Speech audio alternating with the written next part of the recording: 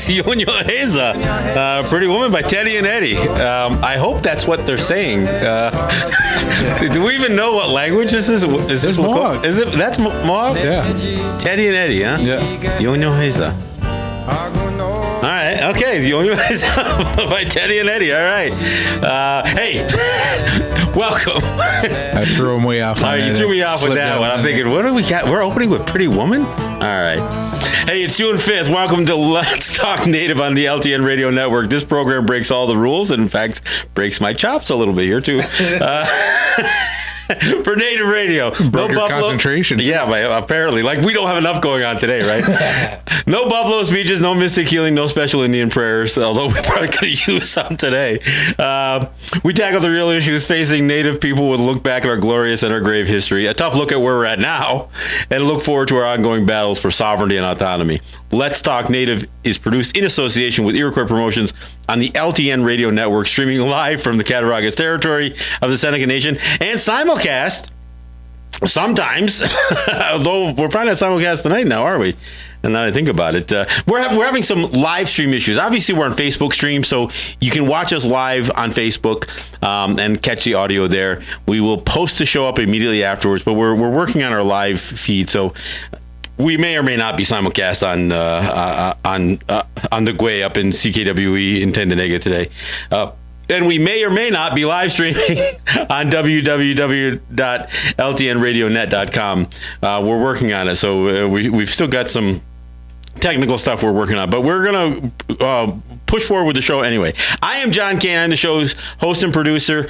And of course, I got Matt on the board, and he's working his butt off trying to work with our live stream guys from Apache Net, Apache Radio Net and Unity Stream, and we're seeing what we can work out there. And I've got Ed Schindler in studio, and off camera, off mic, we've got Jake Proud, who's shooting some video, which will allow us to put the show up on our YouTube channel. That is Let's Talk Native TV. That's the name of our YouTube channel.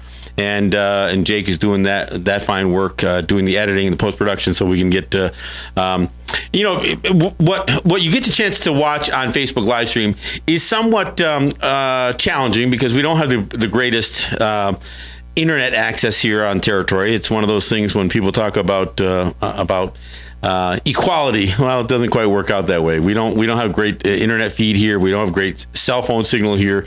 So all the things that some people can take for granted, we struggle with here on Native territory. So, but the good news is it looks better after the fact, even if it is a bit challenging while we're live. And what Jake puts together with our YouTube channel is fine video, and the audio is superb. So we get it covered after the fact, even if you're not catching it all live. And I realize we only have a certain amount of live listeners, and as we work to get some of the bugs out, we will do more to promote the live listenership. But sometimes because we are challenged with what is technically available to us, both with signal and internet and all that other stuff, we're trying to do things in a certain way, and part of what we're trying to do is not be so reliant on platforms we have no control over. Look, I know people have a lot to say negative about Facebook, but I use it quite a bit as a network, and it works for me. I don't have a whole lot of complaints about it, other than the fact that I don't have any control over it. And the same would be with what we're doing with YouTube or SoundCloud or any of the other platforms that I use to get our shows out there. The more we can build our own platform, the better we can control our message. We've talked about this on the show before many times about messaging, about media, and how we need to be our own media, but we also need to be our own media platforms. It's not just about getting a native voice, our native voices out there. We've got to be able to provide the platform for that native voice, not just hope that somebody else. I mean, I get to go to New York every week, and I do a show on the legendary WBAI, which has a storied history at that, and it's a privilege for me to be a part of that. But again, I serve at the pleasure of the Pacifica Broadcasting Network, so I could be gone I could cross a line with somebody and find myself, off the air in a heartbeat. I don't want to be that vulnerable, and so that's why we do what we do here, and that's why working with Charles Vargas and Apache Radio Net and Unity Stream has given us some freedoms, but we're always still going to be somewhat limited until we have our own access to high-speed internet here that is unencumbered. Then we're still a little bit vulnerable. So anyway, I had to go through a lot of that just because I want people to understand why we do what we do, and part of what we do this for is first and foremost to have a conversation. Look, I know, and I've said it before, probably hundreds of times by now, that some of the opinions and the views that I offer up are not oftentimes widely held. And part of the reason I think they aren't widely held is because they may not have ever been explored before. I think there are things that we've talked about collectively here, and even in my show with Shawnee Rice and myself in New York. I think that we present topics. I'm also a part of a roundtable network with black leaders from Chester, Pennsylvania to Westchester, New York. We call it the Chester to Westchester connection, and I'm talking with scholars who represent people of color, and some of the conversation that we have. I offer a little bit different perspective than the black leaders do because my life experience is a little bit different. But I hit them with this idea, and we'll talk about it a little bit. I got a couple of things I want to revisit, from the last couple of weeks. But one of the observations that I made, and I may have even made it on the last show here, but it's a point that the more I've thought about it, and the more I've really mulled this over, I've come to the conclusion that liberal and conservative within the American system, liberal and conservative in the Canadian system, and that whole idea of liberals versus conservatives, it's two sides of the same coin. And my point is, the only difference between a liberal and a conservative, it is a lot like the difference between a white those experiencing white privilege and those who believe in white supremacy.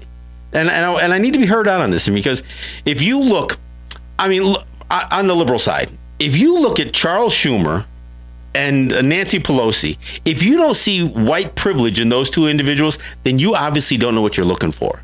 And if you look at somebody like Donald Trump or Mitch McConnell, or Paul Ryan, and you don't see white supremacy in the things that they say, the way they are so condescending, and not just condescending because of privilege, but condescending because they believe they are better. Not that they somehow earned something, because that's the thing about white privilege. White privilege is that you don't have to be the overt racist. You just have to bask in the glory of what that racism is delivered to you intergenerationally. And I've said this clearly, that I don't believe any people of color, not just us as Native people, I don't think any people of color are a part of that liberal conservative dichotomy. I don't think they're a part of that, obviously, white privilege, white supremacy dividing line. Now, having said that, I mean white or people of color as a people. Clearly, there are individuals who have found comfortable places within the liberal establishment. I can look at the entire Congressional Black Caucus and look at how clearly they line up with the DNC. You can find that, that handful of black politicians, and Ben Carson comes to mind, who can be every bit as condescending, every bit as insulting, every bit as sounding as white supremacist as anybody. Yet he's a black man. So those observations that are now becoming to me almost stunningly clear. I don't know, Ed. What's your thoughts on this? On this observation that I've started to make, and I'm really thinking about driving home even more. Yes, I think one of the most important things for people to understand and realize is what the purpose is that people are following either white supremacy or white privilege. And basically it's because their purpose within their culture is the wealth that they're pursuing. And therefore, in turn from that, they try to pursue and buy the supremacy and the privilege. Yeah, so money and power go hand in hand. Yes, right. and for the other peoples that don't pursue that, they're pursuing a future for the peace and privilege of their children and of the coming generations. Those are basically what they're pursuing and what their needs are. Well, I mean, a perfect example is Barack Obama, who, as he's addressed Native people, has continuously mentioned the American dream, as if that is somehow what we're in pursuit of. Their idea of pursuit of happiness, they think the American dream, whatever that is, which is, obviously manifest destiny, it's been called white man's burden, it's been called all kinds of things, right? But the idea that a black man becomes the president of the United States, and he's still advocating things like American exceptionalism. American exceptionalism is the modern day, white supremacy. I mean, it is. I mean, because if you're saying that Americans are exceptional, well, for one thing, why are they exceptional? And how are you defining that?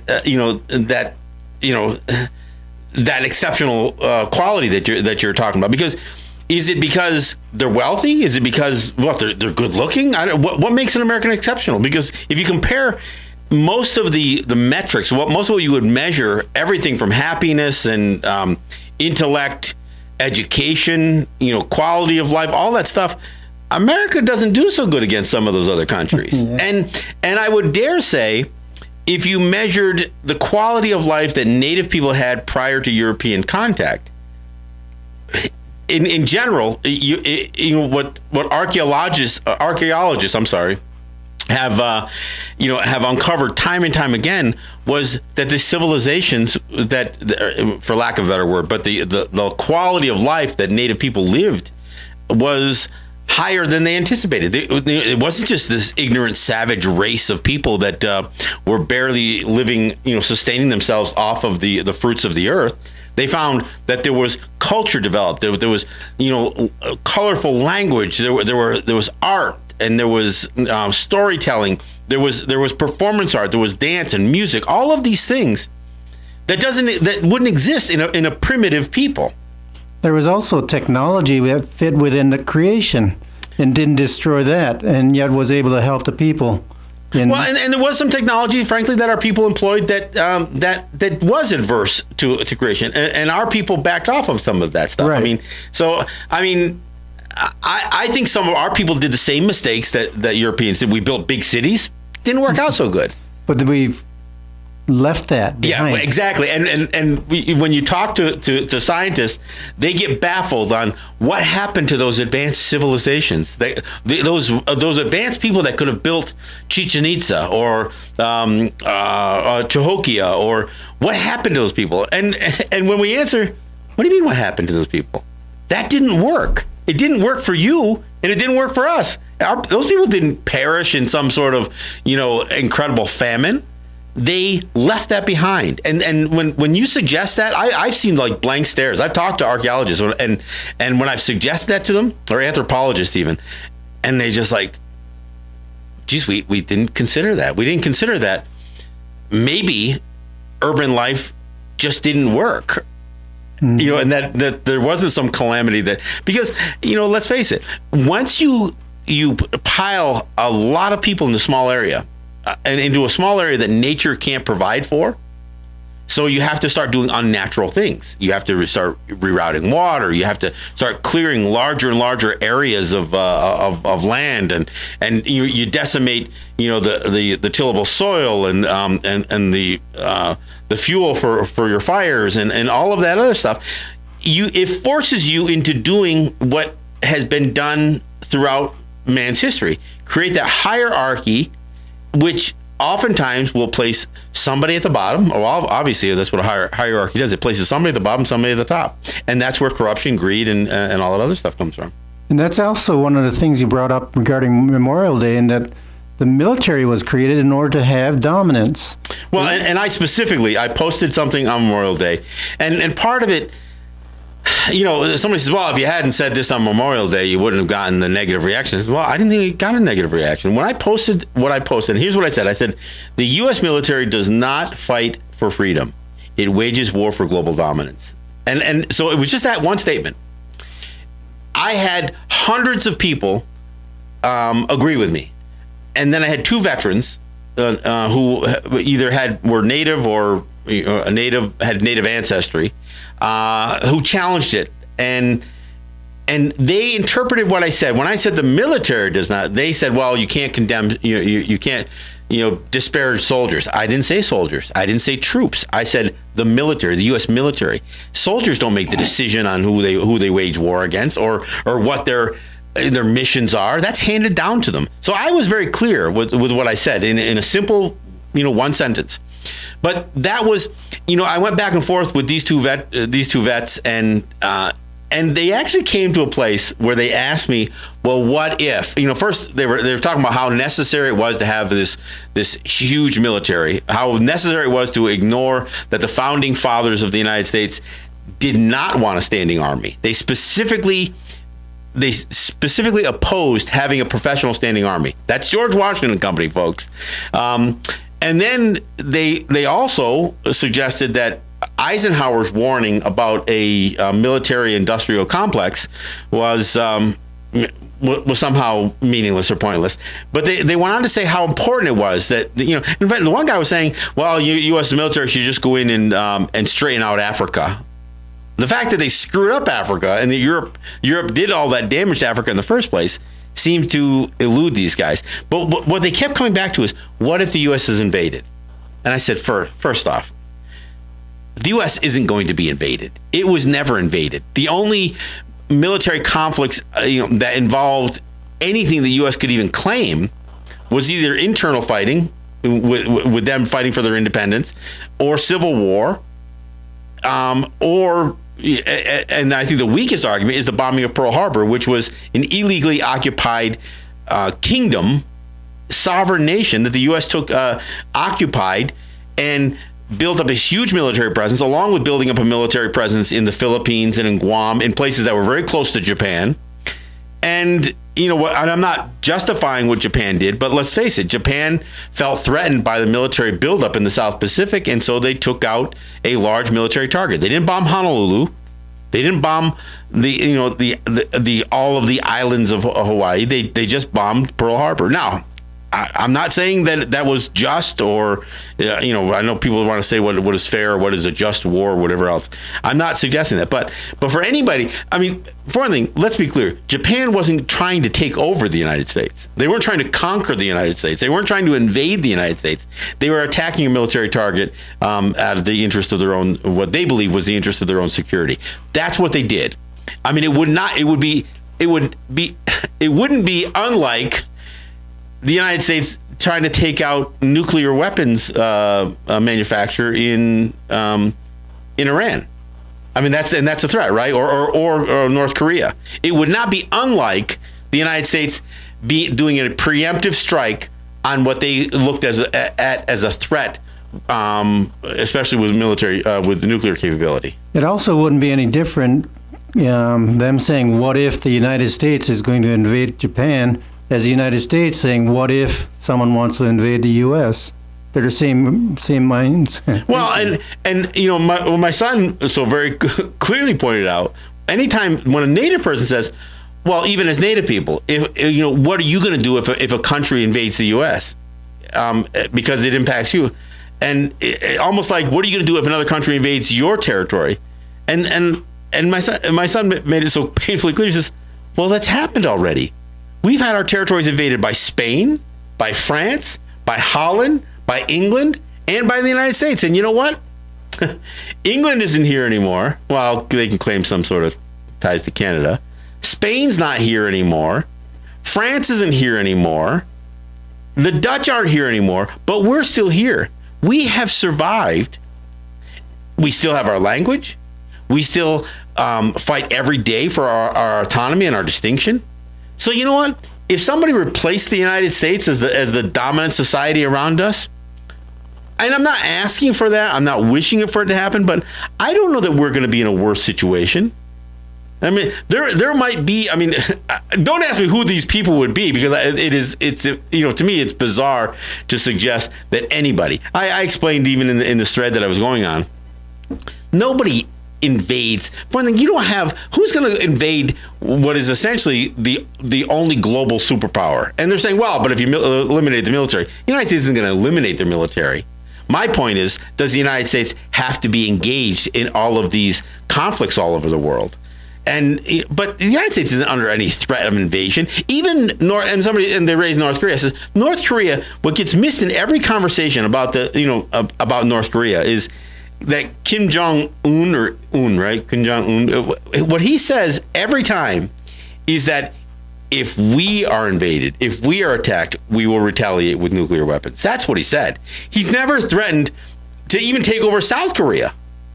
I mean, which, let's face it, the United States hasn't exactly managed itself very well in wars. And everybody wants to talk about how great the big one was, World War II, but the United States wasn't acting alone there. Russia had an awful lot to do with toppling Hitler. And you know what? I'm sorry. Japan was a tiny island country. And had the wrath of the entire world. It wasn't just the United States, raining fire down on Japan in 1945, even prior to dropping 2 atomic bombs. I mean, the United States it has no moral authority here, especially when it comes to the use of military. But the fact of the matter is, and I, again, I can't get away from this, is we have survived all of those atrocities.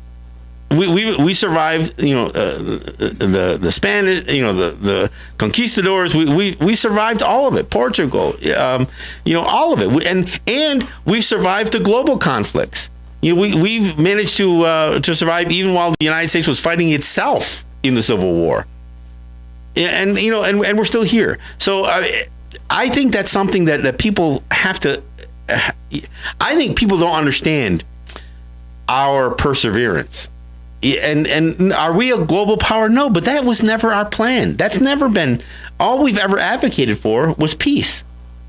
Now, we have the checkered past, which was resolved, time and time again by every time we went astray, we came back together with peace. And the final, what people refer to as the Gallina-Rogoa or the work of Dagón Huida and Hayawenta was again our desire and quest for peace manifesting itself once again. So again, the stereotype of Native people, the noble savage, the warrior, the killing machine. I mean, we get into this battle about why Native people enlist at such a high rate. And what do they say all the time? Oh, it's that part of that warrior culture.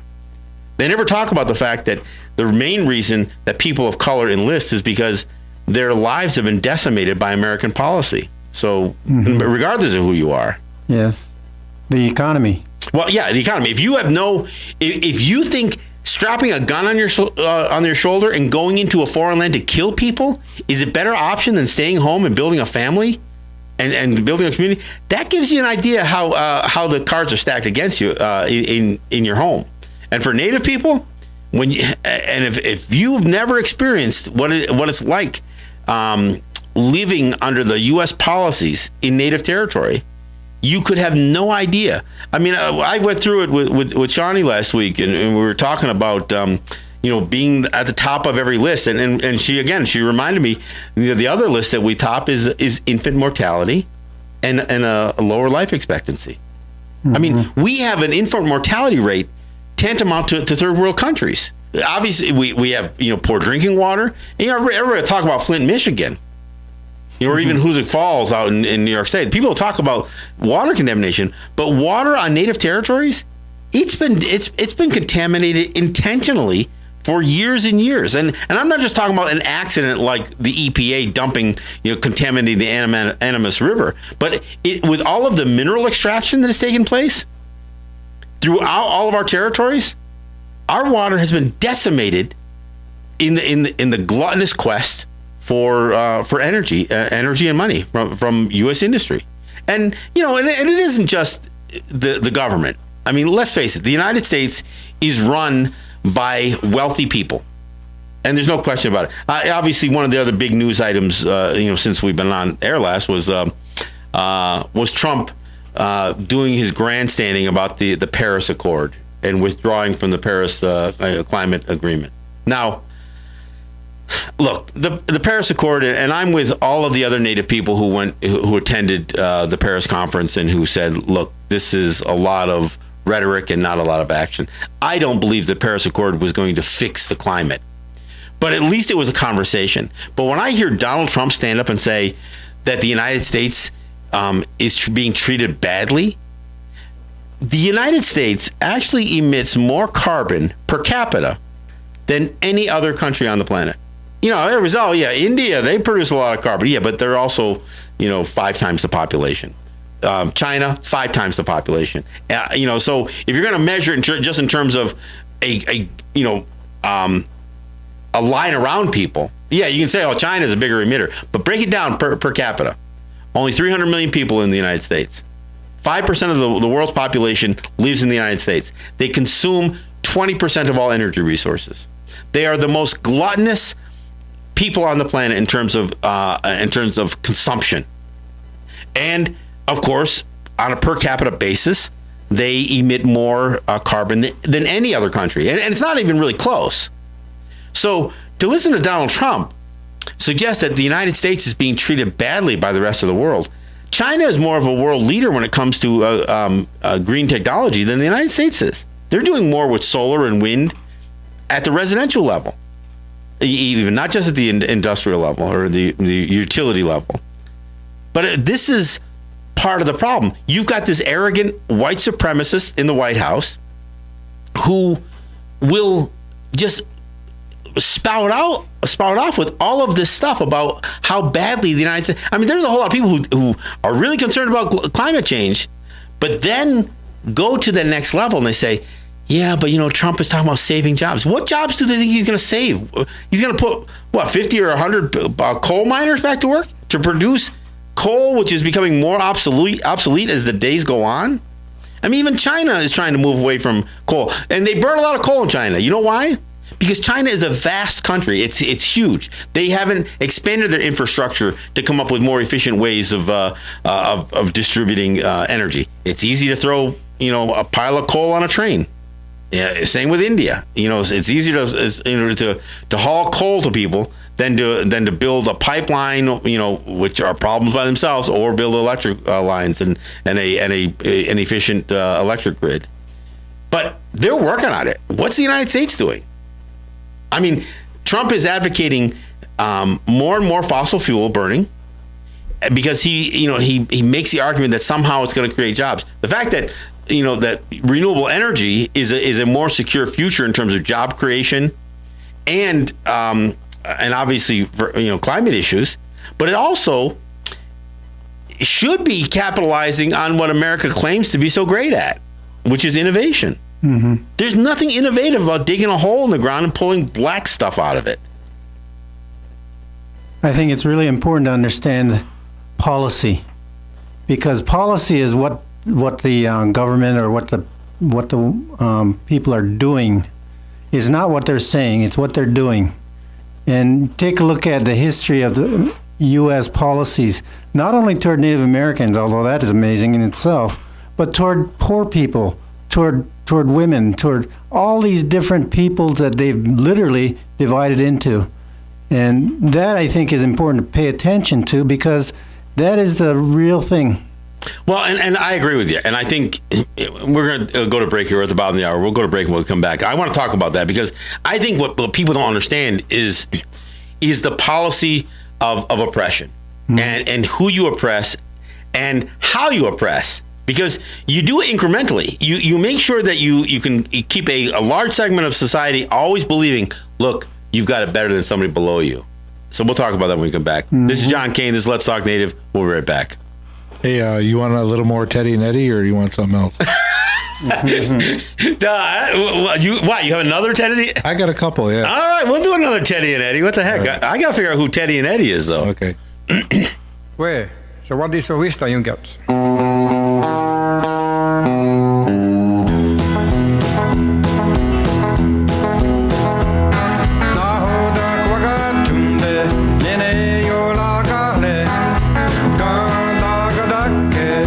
Kiwa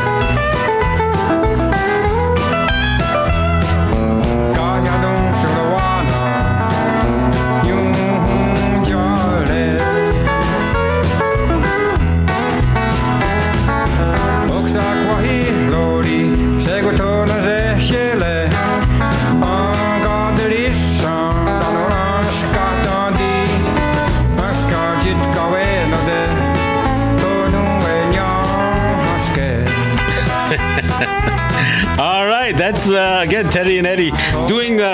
So what is Oista? Which, if you don't know what that means, that's John. It's Johnny Cash.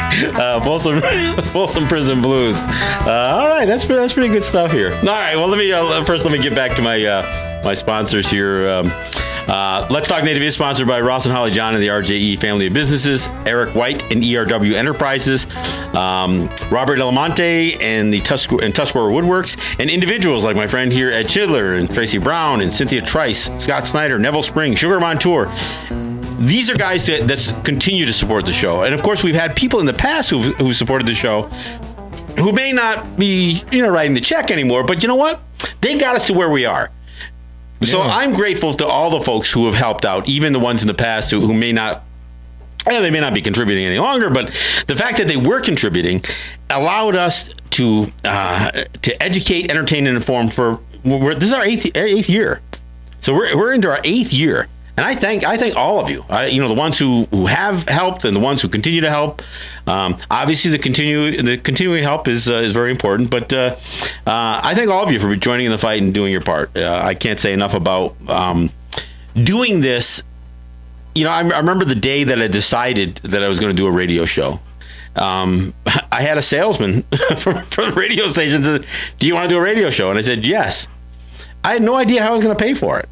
And luckily, because of the friends and the businesses around, they always came through. There was never a time that I was off the air because I couldn't make a payment. There was a couple of times that I was in the 11th hour scrambling around to do it, and guys like, especially folks like Neville Spring really coming through in a pinch. It's what's allowed us to build something up here. We do have a bit of a brand here. I think Let's Talk Native. I'm not saying we've got 1 million listeners, but as we take Let's Talk Native into our TV, into our YouTube channel, and have more and more of a presence in both on Facebook, live streaming, SoundCloud. It's part of the reason that I even get invitations to speak at various places. It's always a good archive to relate to, though. And when the issue comes up, you say, "Well, I talked about that way back when," and we'll whip up the show, and there you go, and people can learn about it. That's one thing I've seen. Well, and if you listen, if you go on to LTNradionet.com, we've always got a show. We've got a loop of old shows playing. We kind of trim off the oldest ones after a while, but we've got a lot of shows that run in a cycle there, and every topic, we're speaking from the heart here, and you may not agree with what we say, but it stimulates the conversation. Part of the whole thing, I was not trying to dog a bunch of veterans on Memorial Day. My issue is the glorification of war and the romanticizing of it. Even the romanticizing the role that Native people play. That's the whole thing about, oh yeah, that's Native people. They're living out their warrior culture. No, that's not true. That is not true. And I'll tell you what puts Native people enlisting. Generations of residential school. The idea of conditioning people to march and live in what are like military stockades. I mean, honestly, those schools were all modeled after the military, with a large dosage of church thrown in. So we had over 100 years of our children being conditioned, especially our boys. I mean, the women were actually being tasked to be, trained to be servants, essentially.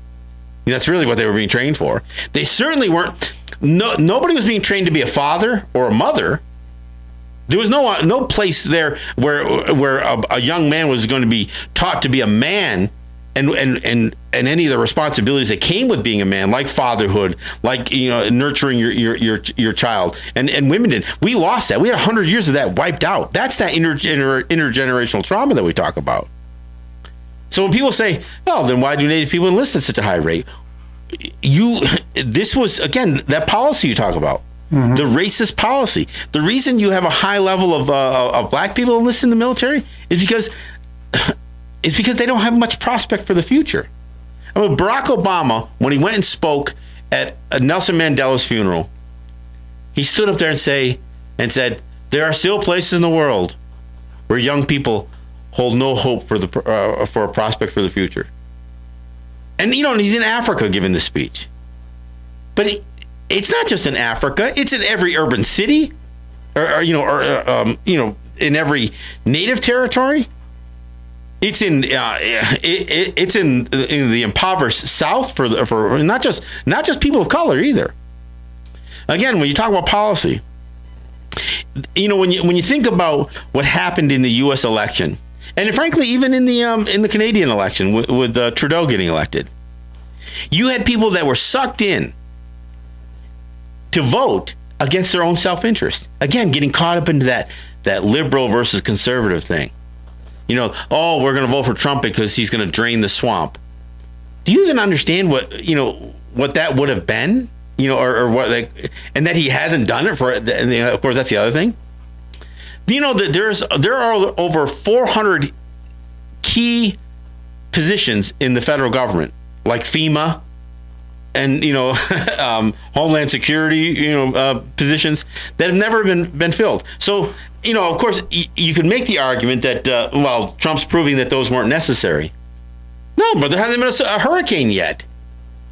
And whether you believed in the Homeland Security thing or not, but the whole point is, all of the people that are running those agencies are the career politicians that are there that seem to sustain themselves year in and year out. Doesn't matter who's in office, whether it's Republican or Democrat. That's the very swamp that he's relying on that swamp. I'm not even talking about the people that he nominated, who are just the worst examples of human beings out there. I mean, they're white supremacists. They are opportunists. They are oil men who are jaded with they're all climate change deniers and all that other stuff. But this whole idea that people could be lulled in to voting against their own self-interest.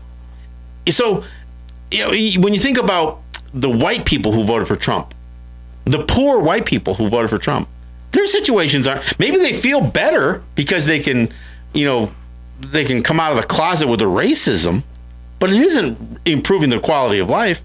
And look on the Canadian side, look at all the folks up there who wanted to fall in love with this cutie that ran for the prime minister position. Now you got Justin Trudeau. What was one of the first things that happened when he took office? They dumped millions of gallons of raw sewage into the St. Lawrence River from the city of Montreal under his watch. And you know what? He's for the Keystone XL pipeline. He's for tar sands oil. All of the things that Harper, the conservative prime minister, pushed for. So does he. He just does it with a smile on his face and looks good doing it, I guess. Everybody's, look, he gave Trump a what's for with his handshake. I mean, everybody obsessing over handshaking with Donald Trump, for crying out loud. I don't know. I mean, but looking at what happened with the climate, the Paris Agreement, and the language that Trump used as to why, for one thing, it's a non-binding agreement. And he says, the United States would find themselves in with all kinds of legal liabilities. Well, how could you have any liabilities, any legal challenges if it's a non-binding agreement? I mean, it doesn't make any sense. I mean, the stuff he said was just ignorant. And yet there's a whole lot of Republicans still standing right beside him. And there's a whole lot of Americans, he's going to keep jobs. He hasn't created any jobs since he became the president. And you know what? Presidents don't create jobs. Hell, he can't even fill the jobs that are vacant there, for crying out loud. And then they'll say, it's because the Democrats are holding up his nominations. No, he hasn't even nominated people for these positions. I mean, this guy is like the epitome of incompetence. But, I got to say, this Kathy Griffin thing that you didn't know anything about until you came in here today. But so Kathy Griffin is a comedian, and she decided she was going to make some sort of bold statement by doing a photo shoot where she's holding a decapitated Donald Trump head. I think if you're holding a head, by definition, it's already decapitated. Anyway, he's holding a bloody, image of Donald Trump's head, face covered with blood in the hair, and the immediate outrage from the right. It didn't matter how many times they hung effigies of Barack Obama over the last 8 years. And it sure as heck didn't matter to them how often, somebody would hang an effigy of a native person. I mean, my immediate reaction is that worse than the Philadelphia Eagles fan who impales an Indian head and brings it to a football game for entertainment, and it's bloody, and it's not only decapitated, but it's impaled with a sword to boot, and it's all for fun, and people are smiling around. And did he get condemned? No, he got put on freaking television. Jumbotron. He goes on the Jumbotron, and he ends up being the images behind the score graphics, not at the Eagles game, but he did it again at the hockey game, because when the Philadelphia Flyers were playing the Blackhawks, he changed his Redskin Deadskin Indian head to Red Hawk or Black Hawk Dead Hawk or something like that. I mean, he just changed the words on it, but still impaled it and brings it to a hockey game. And then he gets rewarded by having his face paint on himself and this impaled Indian head put on television. And when we offered that picture up after all this Kathy Griffin thing, everybody says, geez, I've never seen that before. Yes, you're right. You've never seen it before. I posted it dozens of times. Over the last couple of years, I've posted those images. But the reason you never seen it, because it never went viral. Why did it never go viral? Because nobody cares. Nobody cared that a white guy was walking around with a decapitated Indian head impaled with a sword. But let a woman decapitate a rich white guy, and everybody goes crazy. And of course, there's that. Then this is where the whole white privilege thing comes in, because then I see in her press conference that she's lawyered up, standing in front of microphones. She breaks down and gets all weepy about it, that somehow her life has been ruined. Lady, you don't know what it's like to live a ruined life. You don't know what it's like to have intergenerational trauma. She's got $12 million in the bank, for crying out loud. This is a rich white woman in the entertainment industry, dominated by white people. And she's up there crying because she said Trump broke her. We've had presidents from the first one right to 45 that have earned the name Runadagayas.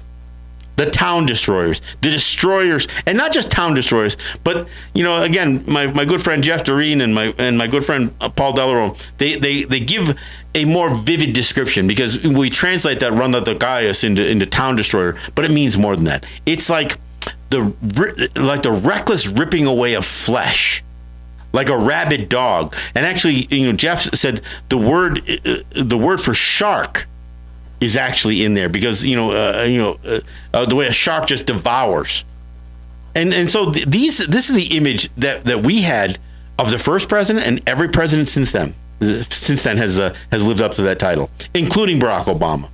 As he ran the Dakota Access Pipeline across Native territories, as he killed 3,000 jobs here in Seneca Territory alone with the PACT Act, as he continues to put on this big show about how he wants to avail the American dream to America's first Americans. You can keep your first Americans, you can keep your American dream, you can keep all of that stuff, because that's not what we want.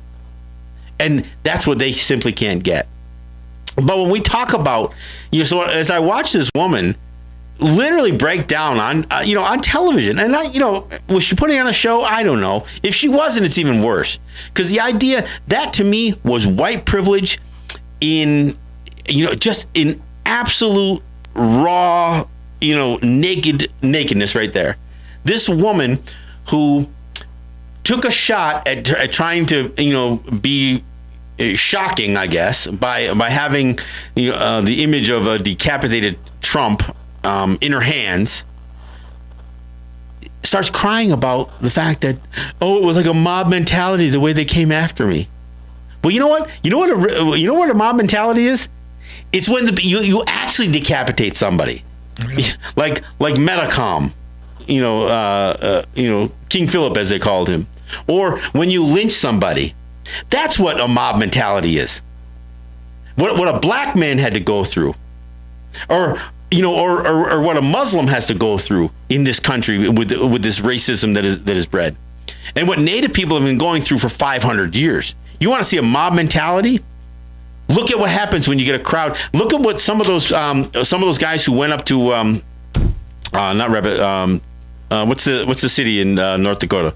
Bismarck. When they went up to Bismarck from heading up out of the Dakota Access Pipeline out of Standing Rock. They show up in Bismarck, and if there was only a couple of them, the mob mentality that would chase them around and actually terrorize them. That's mob mentality. Kathy Griffin getting some people saying some mean things to her on television or in tweets. Oh boy, I just feel my heart just goes out to you. I mean, I'm sorry. I was less condemning of what she did than the white privilege that she demonstrated when she got when the recourse occurred. When she started getting slammed for what she did. Oh, I didn't mean to scare poor Barron. I would never try to hurt some little Trump's son, if you don't know who that is. Because that's the other thing they played up. Oh yeah, Trump's son thought that his father had really been decapitated. Look, I'll tell you what. The president of the United States is not going to be lynched, and he's not going to be decapitated. They actually have millions of dollars in security protect. So Barack Obama was never under any threat, and the only thing that Trump is under any threat of is frankly losing his job because of his collusion with the Russians or his conflict of interest with investments and turning the presidency into a cash machine for himself. That's what he's got to worry about. He doesn't have to worry about an angry mob threatening his hair. I mean, so. Again, when I suggest that the difference between liberal and conservative is the difference between white privilege and white supremacy, that becomes more crystal clear to me every single day. And this is only a conclusion that I came to a week ago. And I'm not trying to make it sound like I'm somehow so profound to have come up with this. No, I'm not saying that, but I want people to think about this. And the next time you see a politician grandstanding, I don't care what party they are. You can hear the coded language in every one of them, whether it is privilege that they're speaking from, or the air of supremacy, because it's one or the other, and it doesn't even matter if it happens to be a token person of color, an Uncle Tom, or I mean, look at even a couple of the people of Asian ancestry that have made the leap into some of Trump's cabinet. And again, if you want to talk Native, I was one of the first people to say, look, when everybody's getting excited about Diane Humatiwa, who was the Navajo judge who Barack Obama named a federal judge in Arizona. What they failed to understand is that the recommendation for her to be made a judge came from the Republicans in the state. It came from Jeff Flake and from John McCain. And there's a reason they recommended her.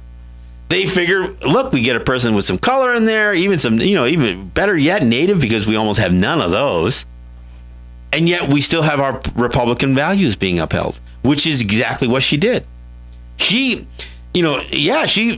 got pretty Indian face. She's got that. She's got the name.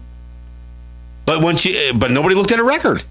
Native people all over the place kept saying, "Oh yeah, look, the first Native American woman was, to ever become a federal judge. Isn't that just great?" No, it isn't great if you don't know what her record is.